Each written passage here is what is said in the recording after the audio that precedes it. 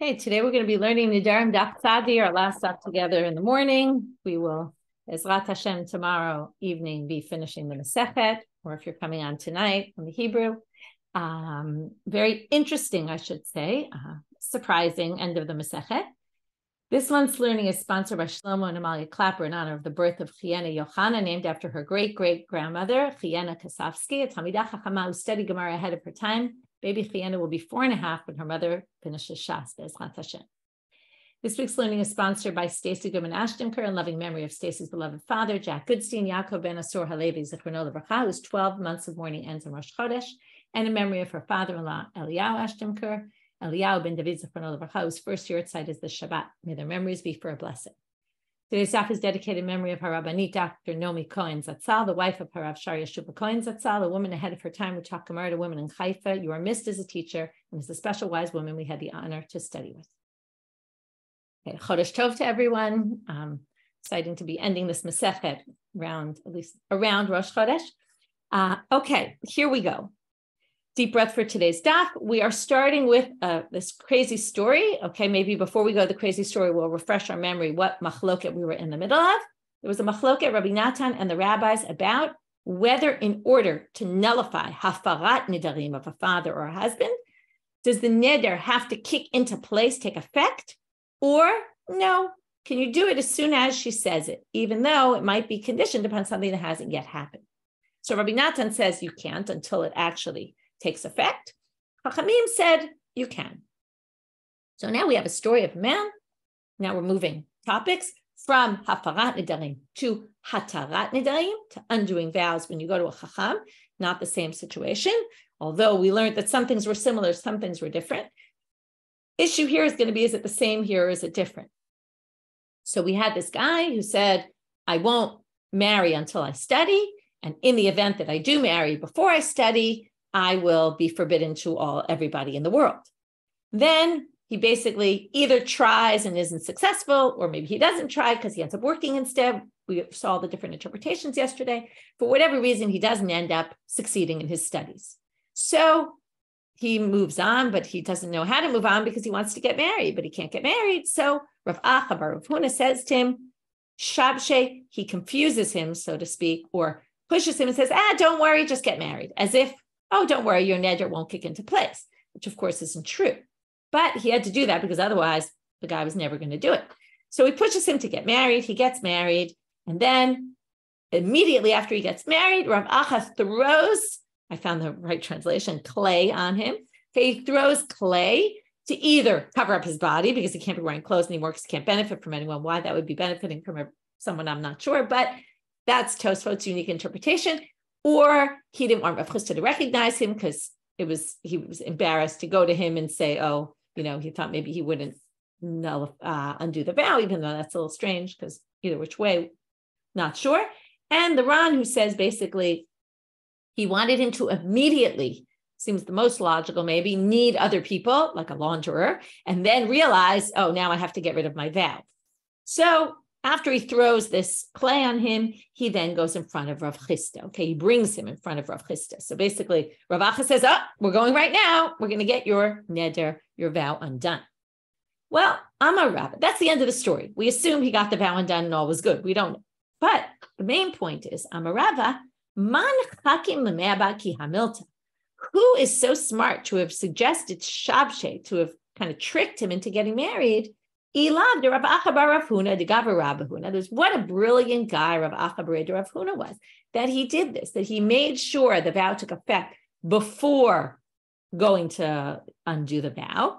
De Kasaval, because he must have held de Chihechi de Pligi Rabbanan be Rabbi Natan ba'Fara Hachanami Pligi b'Sheila. He must have held that the same way they have this debate about nullifying vows, they also have this debate about undoing vows, dissolving them, and therefore. Now, here's the therefore is a little bit tricky. If they have the same debate, well, then the rabbis say you don't need it, and Rabbi Natan says you need it. Now there becomes a debate among the commentaries because he obviously is holding like Rabbi Natan. So either you say, and why would he hold like Rabbi Natan over the rabbis? So some people try to give reasons why you would hold like Rabbi Natan over the rabbis. Rabbi Natan was known to be very senior, very important. Anything he said was important. Maybe that's one reason. Another reason is to say that even though he didn't hold like Rabbi Natan, he wanted to be what we call yotzei kol hadeot. He wanted to make sure whatever he did was within the consensus. Even Rabbi Natan, who disagreed, would agree with what he did. So maybe he was just trying to, as we say, play it on the safe side. So that's possible. And it's either he really held like Rabbi Natan, which raises the question, why would you hold like Rabbi Natan over the rabbis? We always follow the majority. Or you say, it's not that he held like him, but he wanted to be concerned for his opinion. That's Rav Papi Amal. Later, we're going to have a different version of Rav Papi, but for right now, Rav Papi Amal, machloket b'hapara de Rabbi Natan savar ein abal mefer elin ken chal haneder. So he says, it's not the same thing. The debate that Rabbi Natan and the rabbis are having is about nullification of vows, what we've been talking about for the last while. That Rabbi Natan holds ein abal mefer elin ken chal haneder, that the husband can only do it if the neder already takes hold. Dichtiv. Now, here's a very tricky line. It's a very strange pasuk that they're proving it from. V'chafra halevana. Okay, we won't talk about the pshat of that pasuk, which is a whole different story. But it's a pasuk from Yeshayahu, and the way they're going to darshan it is a big question. Some people actually have a different version, and that it's not this pasuk at all from Yeshayahu, and it's actually a pasuk from Bamidbar about hafarat nedarim, and they get it from there. Okay, that's a much easier way to read the sugya. But the chafra halevana, how you get from that? So Rashi, or again the Mefaresh, the one who is on the page is Rashi, says chet and hey switch. So chafra is like hafera, okay, is nullification. Halevana is switch the hey with the chet is chal bana. Now, what does that have to do with anything? Well, chal has to be chal. That's the whole question, taking effect. Bana, what you built. What does it mean, what you built? Your neder. Why is a neder called bana? Because if you remember, and it's specifically Rabbi Natan who says this, we're talking about Rabbi Natan's opinion. He's the one who said way back when that anyone who makes a neder is like building a bama. Okay, if you remember, he's like building an altar outside the temple. So anyway, it's a little bit long-winded how you get there, but then it says hefera, something that's chal when you build it, right? The neder only when it's chal. Okay, it's a very creative interpretation. Again, as I said, it's complicated. Maybe there's even a different pasuk here, and this isn't even the pasuk he learns it. A lot of the commentaries say, and there's a bunch of other ways to understand the Levana is in existence, so therefore only when Nedarim are in existence. Again, hafra, hafera, you have to switch the hay and the chet. Again, in the world of Rashot, that happens all the time. But a bunch of the commentaries point out here, it's clear he's not really deriving it from here. It's just he's connecting it to a verse so that we have this often, it's a mnemonic, okay? That's Rabbi Natan. Rabbanan savrei ba'al mefer afa pishaloch al haneder. And then the rabbis, this is all, by the way, just giving reason to what we saw in yesterday's daf, or at least maybe not exactly the reason, but a mnemonic. So the rabbis say the husband can be mefer even if the neder hasn't taken effect. Why? Dichtiv mefer machshavot arumim. It's a pasuk in Eov, which is saying you can be mefer, right? This is God, but he's mefer machshavot arumim. What do you see about mefer machshavot? You can nullify thoughts, which means even if they're not yet something. So that means before it takes effect. So those two verses, notice they're particularly relating to hafara. So it comes Rav Papi and he says, but when it comes to hatarat nedarim, we have a different verse. Aval b'she'ela, which again, she'ela and hatara is really the same thing. What's she'ela? Hatara is what actually happens when you go to the chacham. She'ela is when you go to the chacham, you ask a chacham to undo your vow. B'she'ela divrei hakol ein chacham matir klum elin ken chal haneder. But when it comes, now here we have, this explains Rav Acha to Rav Huna perfectly. Because when it comes to undoing your vow, everyone agrees. Forget it, it's not a machloket Rabbi Natan and the rabbis. Their machloket is specific for nullification. When it comes to dissolving your vows with a chacham, everybody agrees it has to actually take effect. It doesn't work if it doesn't take effect, and that's why he insisted the vow take effect. How do we know this? Dichtiv lo yachel dvaro. You remember, lo yachel dvaro was the pasuk from which we derive.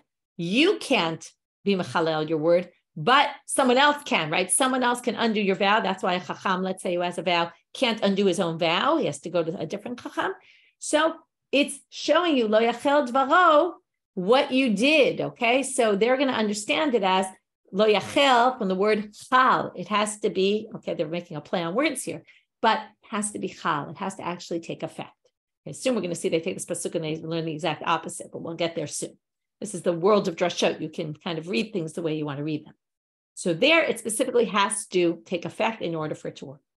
So now, before we get to the other reading of Rav Papi, which is going to say the exact opposite, actually everyone agrees when it comes to hatara, it doesn't work at all unless it's chal, and even the chachamim will agree. That's a different approach. I'm sorry. I hope I didn't say the reverse.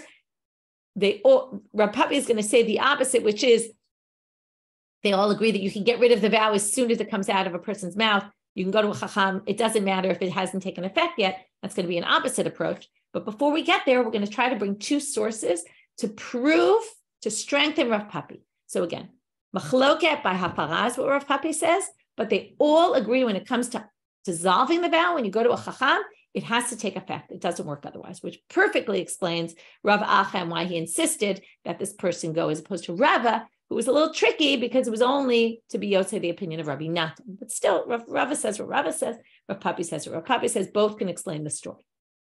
Lema Meseyale. So let's try to bring some Tanaitic sources that might prove Rav Papi's reading. The Braita says, Konam she'eni nehene leploni, ulemi she'esha'el. I am forbidding myself to benefit from a particular person.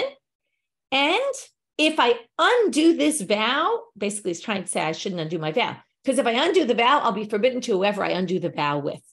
Okay, which is obviously something that's only going to happen later when he goes to undo the vow. So it says here, you have to first undo the first part. Then the second part will kick in because you'll go to someone. And then that person will be forbidden to you as well, the chacham you went to, right? Instead, not as well. But now you've undone the first part, but you'll have a new vow on the second part. And only after that vow takes effect can you undo the second part. That seems to prove Rav Papi, who said you can only undo it once it takes effect. So here's the explanation. If you say that you can undo it even before the neder takes effect, you could ask on either one you want first. It doesn't have to be the first one and then the second one. To which the Gemara says, okay, contrary to what you would have thought, Rishon maybe doesn't mean Rishon and Sheni doesn't mean Sheni. Meaning, we thought the first meant the first part of his vow and second meant the second part of his vow. Maybe it just means you have two parts here, so ask about them separately. First, get rid of the first part, meaning whichever you choose is the first part. Then get rid of the second part. In other words, do one after the other. But it doesn't matter what order you go in. Rishon doesn't mean specifically the first one you said then. The first means the first one you go to undo. Undo one and then undo the other. But it doesn't mean necessarily that it's undo that first one and then the next one. So therefore, this doesn't serve as a proof. Ella, but second attempt. Lema Masayele. Let's try to bring this one as support. Konam she'eni nehanele ploni. So again, you start off in the same way. I vow that I'm not going to benefit from you. And hareini nazir l'cheshe'esha'el alav. And if I go to undo it, I will become a nazir. Now, what does the Braita say? Nish'al al nidro. First, now here it's very clear. You undo your vow, which was the first part. V'achar kach nish'al al nizro. And after that, you undo the nizirut. Now here it's very clear. You can't say Rishon Sheni is not first and second of what he said. It's clear you said neder and nizirut. So they're two different things and they're related to in two different ways and in a particular order. So if you could have gone and tried to dissolve it before the neder took effect, he could have done it in any order. He could have asked about his nizirut first and said, listen, I know I said that if I go undo the first vow, I'll become a nazir. Can you undo that first? And then can you undo the second? And that's not what it says in the Braita. So therefore, it must be, this proves our point. Now, what's our point? Let's remember that according to Rav Papi, everyone agrees that when it comes to Hatarat Nedarim, the vow has to be in effect. To which the Gemara says this doesn't prove exactly what Rav Papi said. It's true this proves that the vow has to be in effect before you can nullify it. I'll give you that. But it could be Rabbi Natan. It could be only Rabbi Natan's opinion. Remember, that's what Rabbi Natan said about Hafara. So you could say Rabbi Natan says the same thing about Hatara. And the rabbis don't agree. So it doesn't prove anything, really. It proves that there is such an opinion about Hatara, but it doesn't prove that it's the rabbis also. So therefore, both attempts to support Rav Papi are rejected. And now we're going to bring a second version of Rav Papi, although I will state that some people think that this is Rav Papa or someone else and not Rav Papi, and it's a Girsa problem, and it's not two versions of Rav Papi, but it's actually someone else's opinion entirely. But either which way, we're going to see there's a third opinion here. So again, opinion number one is rules of hafara machloket is the same for hatara, same thing, machloket. Or they all agree that when it comes to hatara, it actually has to take effect. It's more strict, you would say. You can't undo it until it actually takes effect. Now we're going to see the opposite opinion. Ravina, Amar Ravina, there's two Ravinas. This is Ravina, not the one who goes with Rav Acha all the time. This is Ravina, the son of Rav Huna. Amarli Meremar told me, Ravina says, Hachi Amar Avuch, he quoted my father, who's Rav Huna. So Ravina says, Meremar, who studied with Rav Huna, often quotes to Ravina, his son, all sorts of Torah he learned from his father. Mishmei de Rav Papi, in the name of Rav Papi. So according to our text, it says, in the name of Rav Papi. Machlok, meaning a different version of Rav Papi. Machloket b'hafara, so that it's going to be the same idea, which is the machloket is only by nullification. Aval b'she'ela divrei hakol mefer. But when it comes to undoing, dissolving a vow with a chacham, everyone agrees. It's actually strange they use this language, mefer, which is the nullification language. It really should be matil, okay, or shoel, but let's just go with that. Afal pi shelo chal haneder. In other words, everyone agrees that you don't need the neder to kick into place. Okay, this is the opposite extreme. Nobody thinks you need the neder to take effect. You can immediately do it. Where do you get this from? Interestingly, the exact same words we had before. Lo yachel dvaro. This is why, theoretically, you can understand why people would confuse Rav Papi, because he got it from the same pasuk. He said they don't, right? They only disagree about hafara. The question is just which direction do they both agree? Lo yachel dvaro. Turning now to Amud Bet. Lemeimra de lo have b'maaseh. Lo yachel dvaro is your words. Dvaro milashon dibur. What you said, even if there's no action, even if it never happened, there was nothing took effect, you could still, it's dvaro. Again, lo yachel dvaro means don't desecrate your word, but it also derives from here that you're allowed to undo vows. You're allowed to undo vows even when they're just dibur, when it's just words alone. So therefore, when it comes to neder, we have a special drasha that teaches you neder doesn't need to take effect. Hafara, machloket, Rabbi Natan, the rabbis. Nedarim, no machloket at all. It's not an issue at all. Now, obviously, it doesn't really explain Rav Acha at all, okay, why he needed to do that. But then you basically say you disagree with Rav Acha. That's okay. But now we're going to bring the same two sources that they tried to bring as proofs for Rav Papi's first version to now be contradictions, difficulties to Rav Papi's second version. Meitive. So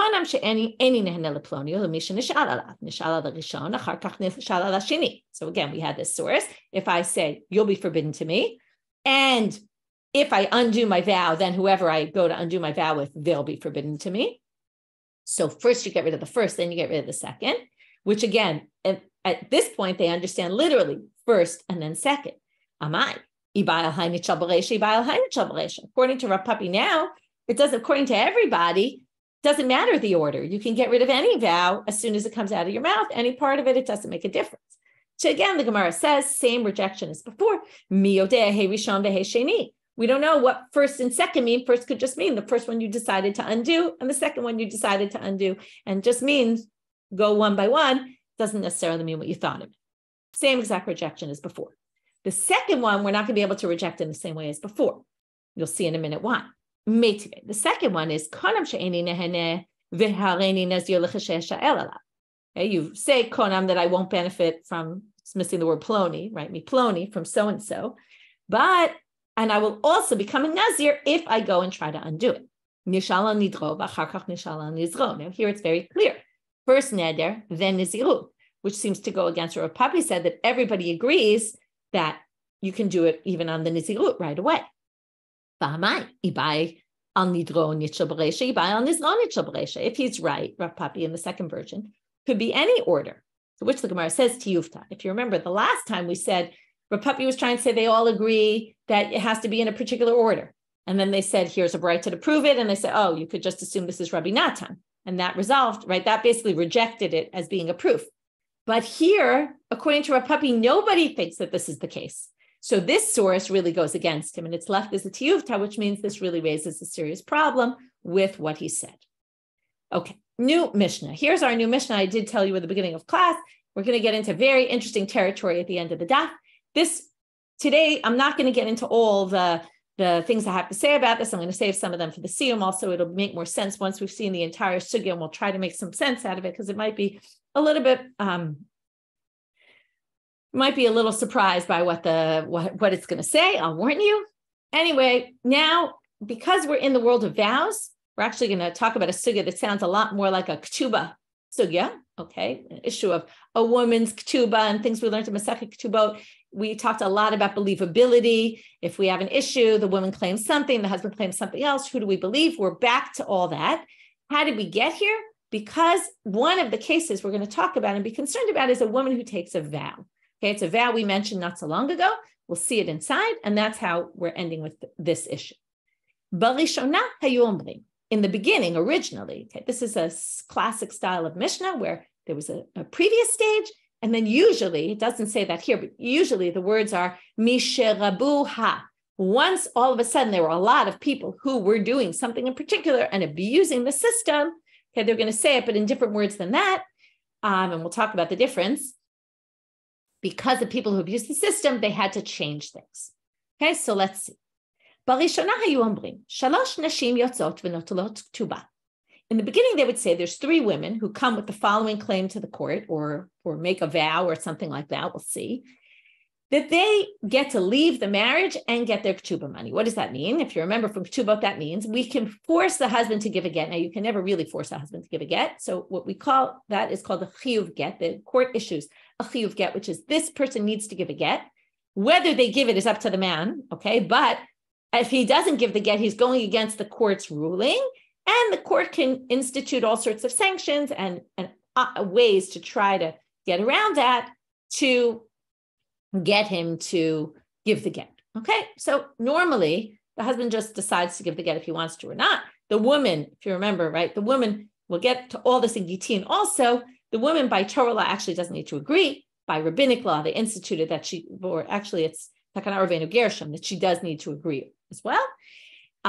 You can't give a get without the woman's consent, but that's much later, okay? But really, it's the husband who decides to give the get, which is why we have all sorts of issues of agunot and all that, as many of you are familiar with. Now, originally, they said these are 3 women who, if the following happens, the rabbis say you have to divorce her, okay? And they do whatever in their power to get the husband to divorce. And in Gittin, we're going to see all these nice cases of rabbis who tried to do all sorts of things to get the husband to write a get. We're going to understand in the Gemara later in tomorrow's daf that we must be talking about a woman who's married to a kohen. And then she comes forward and says, without any evidence, I was raped. Now, a woman who's raped, who's married to a kohen, it's a crazy situation.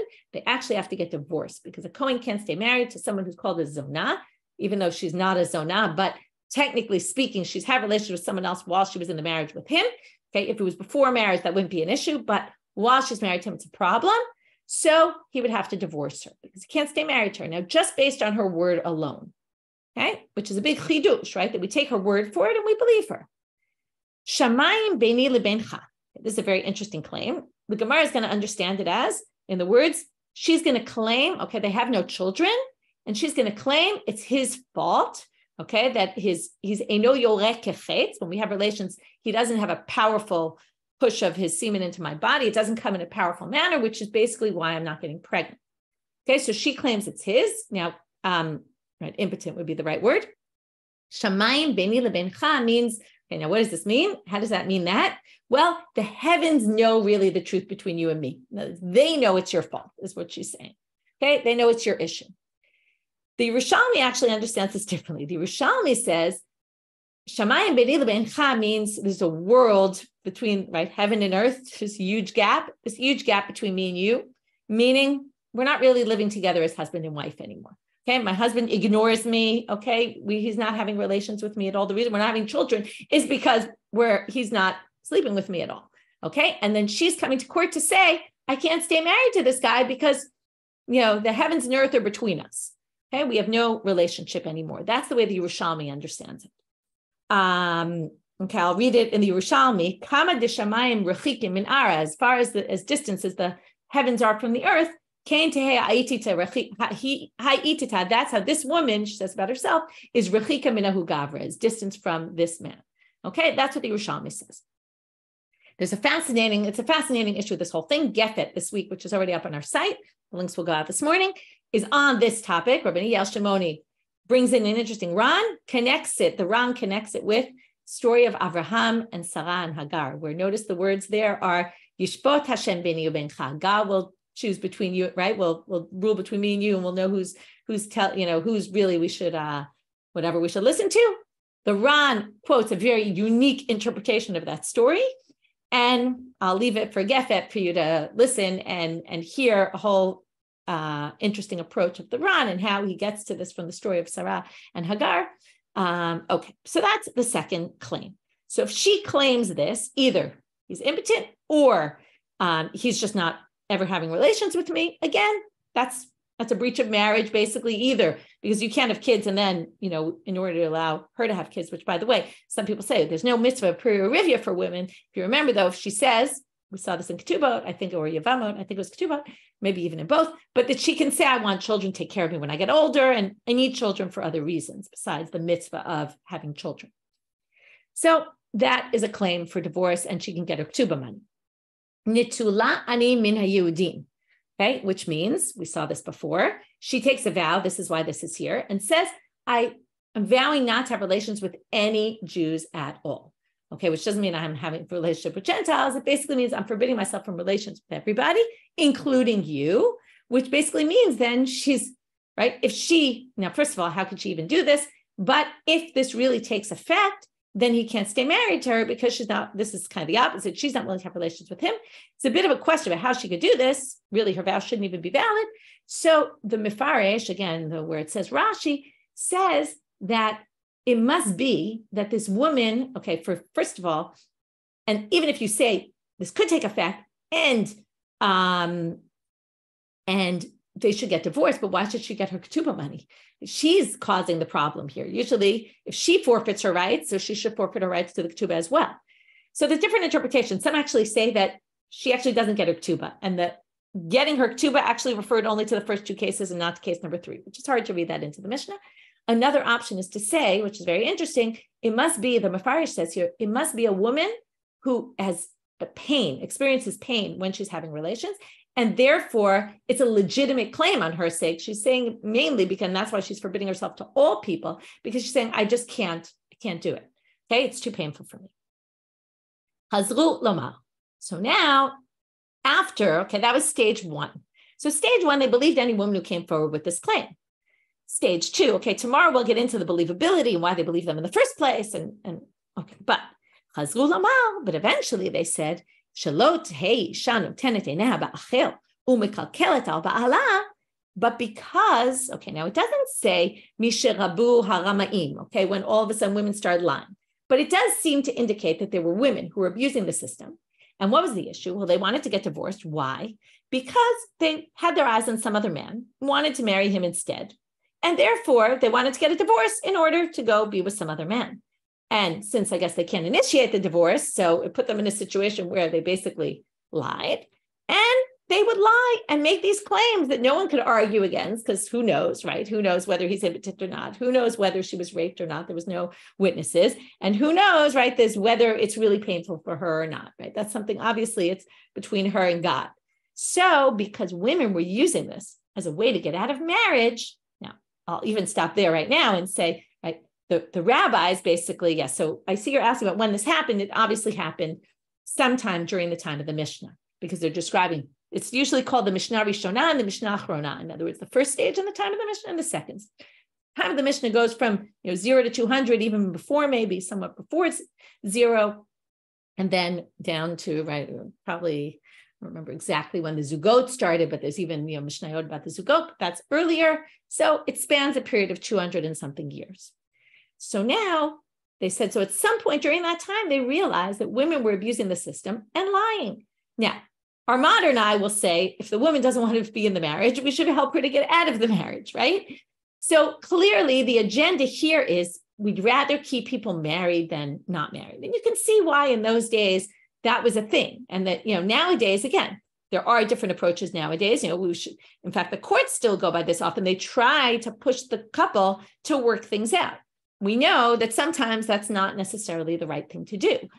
So again, putting aside our modern eye to this sugya of if the woman does have her eyes on someone, well, we probably should try to end the marriage because it's indicative that maybe her husband's not paying her enough attention. And maybe, right, there's more to it than just, oh, I found another man and I'm replacing my husband with, it's much more complicated. But the Mishnah seems to look at it in a much simpler manner, which is basically almost that they're concerned she's already maybe even cheating on him, which then definitely puts her in a place where we don't really want to help this woman, and we're concerned that she's lying. So therefore, and this is a good way to get out of it, she'll say, I was raped. Oh, you have to divorce me. Now I'm out. And, it's also, even if, let's say, she really wants to get out, she shouldn't have lied to get out. She could come and claim what her issues are and why she's having struggles. So now, because of that, now the rabbi said, well, we're going to go one by one. And what do we do when a woman comes to court with this claim? Bring proof that you were raped. That's quite complicated. Not so easy to bring a proof that you were raped necessarily. There's often no proof, no witnesses. But basically it means if she doesn't bring proof, she stays married to him. Now this in itself raises a huge question. Wait a minute. Because of a concern that some women are lying, okay, we're going to basically take a woman who claims she was raped and let her stay married to the kohen. What about the Torah law? He can't be married to her. Their children are going to be halalim. How do we just ignore the Torah law here because of a rabbinic institution that, we're not going to believe these women? So it's a huge question that the commentaries all grapple with. Each question leaves open, kind of raises further questions, but I'll give you a brief summary of a few of the options. One is, look, there was a need, as we say, ligdor gadel, to basically put a fence around, to protect women from using the system and lying and abusing it. So yes, in certain situations, we are allowed to override Torah law in order to safeguard the Torah and the court system and people lying under oath. That's one, which of course raises the question, really, you can undo Torah law? It's not a fully satisfactory answer. Another answer is using hafka'at kiddushin, which is, if you remember, right, there's this concept. Anyone who gets married. Kol mekadesh adata de Rabbanit mekadesh. We say we're getting married, kedat Moshe Yisrael, according to the law of the rabbis. And therefore, the rabbis have the power to uproot marriage. So what does it do? That means that we can say they were never really married in the first place, which means that when she was raped, remember I told you, if she's raped before she's married, that doesn't preclude her from marrying him, as long as, this one problem with this is it's only if she was raped by someone who's not a psul chitun, like if she was raped by a halal, which is a child born to a marriage from a kohen who couldn't be married to a kohen, if it was a Gentile, if it was all those people can't marry kohenim anyway, a mamzer and a teen, all that. So if she was raped by one of those people, that wouldn't help. But if she was raped by a regular Jew, then basically they say, you were never really married, so you're not a zonah. Part of the problem with that is, well, then she shouldn't be married to him now, because if we uprooted the marriage, so it's like a fictitious uprooting of the marriage temporarily until she was raped, and then kind of the marriage kicks back in. It's a bit of a creative interpretation. Another is that normally we have this concept that shavia nafsha chaticha d'isura. I can come to the court and say, I'm forbidden, for whatever reason, with something. I can say, you didn't know, like, let's say someone wants to marry me, and I come to the court and say, I'm already married. Okay, no, they don't know I'm married, and I claim I have a husband. Okay, he's not here, he went abroad, you don't see him, but I have a husband, I'm married. That's called shavia nafsha chaticha d'isura. I turn myself into an eshadish, and we believe me. Okay, I can turn myself into something asur based on my testimony alone. So theoretically, we should be believing her that she's raped and she's forbidden to her husband. However, it's only in a place it doesn't cause a problem to somebody else. This is causing a chovah to the husband. That's the husband now has to divorce her, has to pay her money, right? Can't stay married to her. So since she is what we call mishuabedet lo, we've talked about this before, she's subjugated to him, she already committed to marriage. In this case, shavia nafsha has ramifications to somebody else in a negative way, and therefore shavia doesn't work in that case. So therefore, her claim really isn't as strong as we thought it was, according to this interpretation, which explains why the rabbis can, if she was really raped, obviously she wouldn't stay married to him, but based on her claim alone, her claim is not the strongest here. Her, believability, even in the Mishnah Rishonah, is what they're saying. Okay, that's a bunch of interpretations. There's more. It's definitely a question, but we're going to go on because we could spend days on this sugya. Hashamayim beni lebencha. What if she claims that? Yasu derech bakasha. That's a very unclear language, what we do. So it really depends on how you understand Shamayim beni lebencha. If you take the Yerushalmi's approach, that they're just very far apart, so the Yerushalmi explains this as, what do you do? It actually says it explicitly. Rav Hun is quoted the Yerushalmi as saying, Yasu derech bakasha, he should make a nice meal, and you should try to come closer together. If you are worlds apart, try to, create as we say to many people who are struggling with relationships, to try to work it through. Okay, that's one option. But if you go with the approach that she's claiming is impotent, then you have all sorts of what's derech bakasha. Some people say the courts should pray for mercy for them, that they have children. It's one option, or they should pray for themselves. Some people say that bakasha is to request, which means maybe the court can request that he divorced her, but they can't force it. In other words, we semi-believe her, but not enough to issue a chiyuv get, but yes, to say, maybe you should divorce her anyway. Okay, that's some interpretations of that. There's more, but we'll stop here. Next, nitulani min Yehudim, and here's our laws of neder. Then yafer lechalko tehem shamashto utehem nitulam min Yehudim. He nullifies his part of it because it's beino lebencha, but he can't nullify the whole thing. Okay, how we do partial and not the whole thing, that's a whole question they ask. I'm not going to get into all the details, but basically he nullifies his own part, and he can then have relations with her because it's not forbidden to him, but it will be forbidden to everyone else because that element of it he can't nullify. Okay, again, if it's really that she's paying during relations is a bit of a problem. But again, this is because we don't believe her. We think that she's lying. And that's why he continued to have relations with her as long as he nullifies the vow. The vow's in place, he can't do that. So instead of, either he can divorce her, which the rabbis won't insist on. If he wants to, he can. But in the event that he doesn't, in order to stay married to her, he basically has to nullify the vow. Otherwise, you're not supposed to stay married if you're forbidden to have relations with each other.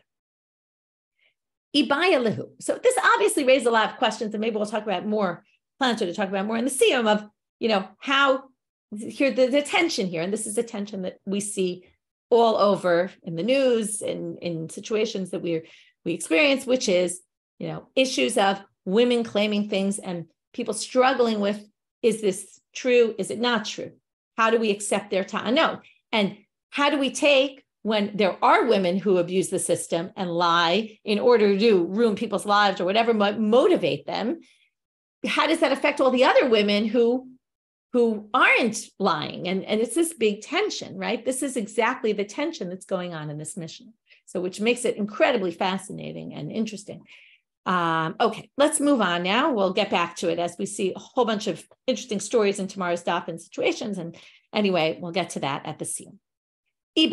So now we're back to this issue of the woman who said Tme'ani. Now we have more issues than just her staying married to her husband. She's not allowed to eat truma if she was raped, because again, she becomes this zonah. She can't eat truma anymore. So Ibailahu Amra leba'ala Tme'ani, in which case we no longer believe her that she said it, to the extent that we're not going to force the husband to divorce her. They can stay married, which already was a whole big question. Really, we could do that. But do we allow her to eat truma? So two interesting opinions. If we don't allow her to eat truma, Rav Sheshet says, people are going to know that she was raped because obviously they kept this quiet. She came to the court and said it. The husband denied it. And by the way, the commentaries say that if the husband believes her, then they have to get divorced. This is only a case where there's distrust between the couple and the husband doesn't believe her. Okay. And let's say if she claims it's painful for you to have sexual relations with you and he believes her, then that's a whole different story. This is all situations like we saw in ketuba where there's an argument between them. Okay. So anyway, if she says, can she eat truma? Rav Sheshet says, look, if we prevent her from eating truma, she's living in the kohen's house, she's staying married to him. People will know that she's raped and they'll say, oh, look, any children she has must be halalim. And people are going to start saying, oh my God, this woman was raped and she's married to the kohen. So look, she's not eating truma. There must be a reason. So it's a problem. So we better let her eat truma. Which again is showing how so much right? In other words, if she really was raped, then of course she couldn't eat truma. So again, how much do we believe her? How much do we not believe her? And to what extent are we going to basically, uphold this law? Rava Amar Ena Ochelet. Rava says, no, she doesn't eat because she can eat chulin and no one will notice. There's chulin stuff in their house, the non-sacred, and then there's the truma stuff. So she'll just pick the food that's there. Maybe they'll say she's a picky eater, but they're not going to necessarily realize that she's eating truma, that she's not eating truma. So he says basically best to avoid truma because maybe she really was raped. So Rava comes and says, and at least you'll agree with me, Rav Sheshet, that if she's widowed, then she can already eat because midiu tama. Oh, by the way, there's a debate about whether it's, and we're going to see it in a minute. If she's widowed, I'll get to it in a minute, she can't eat. Midiu tama elamishum toshema tosila zabaneh. Is it not just that we're worried people will say her children are chalalim? Therefore, nit almana v'nit garsha. Even if she's divorced or if she's widowed, amrei hashda date nisa. People will just say, oh, it must be now she was raped. And they won't necessarily, if they see she stops eating truma once she's widowed or divorced, they won't think the children are halalim because they'll say, oh, maybe she was raped now. And that's why she's not eating truma. Whole question about gerushin. Normally, if you're married to a kohen, you can eat truma as long as you have children with him. The question is, does that apply to divorce as well? So you see here, the divorce was missing in the beginning part, but it was added in the second part. Some people say, yes, even if you're divorced and you have children, that allows you to continue eating truma from the Kohen's house. Some people say we're talking about a woman who was divorced, but was a bat Kohen, the daughter of a Kohen, and she wants to go back and eat truma in her father's house. She was just divorced. That wouldn't work if she was a Yisrael, but if she was the daughter of a Kohen, she'd be allowed to eat there, but not if she was raped, because that precludes her from eating truma in general. Okay, so basically we have this machloket that wouldn't really apply according to Rava anyway. He says, at least you would agree with me in the case where she's no longer married, because if the whole problem is what people will say about her children, that's not a relevant issue at this point. Amar Papa, we're going to start with this question and we'll answer the question, even though we already know the answer. At the Siyum, Amar Papa Badiklan Rava. Rava would quiz us. Okay, he was our rabbi. He would give us quizzes. And this is one of the questions he would ask us. Okay, let's see how well you learned our Mishnah. Eshet Kohen Shenensa, the wife of a Kohen that was raped, Yesh la ketuba, o ein la ketuba. Does she get a ketuba or does she not get a ketuba, right? When she has to leave the marriage, what are the two sides, right? Obviously, it says explicitly in our Mishnah, if she, remember the first stage when we believed her that she was raped, she leaves the marriage and gets her ketuba. So it's explicit in the Mishnah. Maybe that's why he was checking them, but he tries to bring logic as to why maybe she wouldn't get her ketuba. We're making an analogy. A woman, okay, the classic laws, you might remember this from Yavamot and Ketubot. If a woman is married to a man and she goes and sleeps with somebody else, she's asur labal, asur laboel, okay, which means she's forbidden both to her husband and to the person that she was with. So this woman, right, and she would obviously, he would divorce her and not give her ketuba money. That's definitely a breach of contract that she wouldn't be deserving of her ketuba money. So now, if she's a regular person married to a kohen, though, rape would do the same thing. It would preclude her from being able to stay married to her husband. So they say, let's make an analogy. Ones by a woman who's married to a kohen, rape to a kohen, right, to a woman married to a kohen, is like a woman who's married to a Yisrael who goes into a relationship willingly, right, and sleeps with someone else willingly. And there, she doesn't get a ketuba, so maybe in the rape case, she shouldn't get a ketuba. O Dilma, or perhaps Matzia Amrele, she could say to him, Ana hachazina v'gavru niskap chasadeu. I'm fine. Nothing's wrong with me. In other words, I can go marry anyone I want now, as long as they're not a Kohen. You're the one, but it's all because of you that you're a Kohen. It's your problem, and niskap chasadeu is something we've seen a lot, which is, you purchased me, so to speak, right? We're using language of purchasing, even though it's not really, but you acquired me, and now your sadeh you bought went bad, went sour. I got raped, and it's your problem, not my problem. So I should still get my ketuba because the issue is your issue and not mine. Okay, so that's the question, and obviously the answer is going to be it's explicit in our Mishnah that she gets her ketuba money. So there's your answer. So this was a quiz he would ask them to see if they were, I guess, paying attention well enough, and he might try to get them aside in the logic of, oh yeah, maybe there's logic to that. But in the end, the Mishnah says it, and that was his quiz to them. Okay, we'll get to that at the Siyum. That's Rav Acha. I'll see you all either tonight or on Tuesday. Okay, Tuesday night is the Siyum in English, so I don't confuse everybody. Tuesday night, the daf will go up only after that. There's no regular shiur Tuesday morning. I will be teaching Rabbi Natan in English if anybody wants to show up at 8:10. And the Siyum in Hebrew will be on Zoom tonight. And again, Tuesday night, Israel time, the daf will go up. The intro to Nazir Gita's intro is up, as I said yesterday. Ayelet's intro, it might be delayed or might not happen. She's sick, so we'll have to see whether it will actually come out. Hopefully it will, but it will be later than usual. So I did say yesterday it will be up, so it won't necessarily be up soon, hopefully in the next few days, but Nat Hashem she'll get better and be able to record it. Okay, wishing everyone a great day, Chodesh Tov, and month of new beginnings, new Masechet starting soon. So Wednesday we'll meet for Masechet Nazir.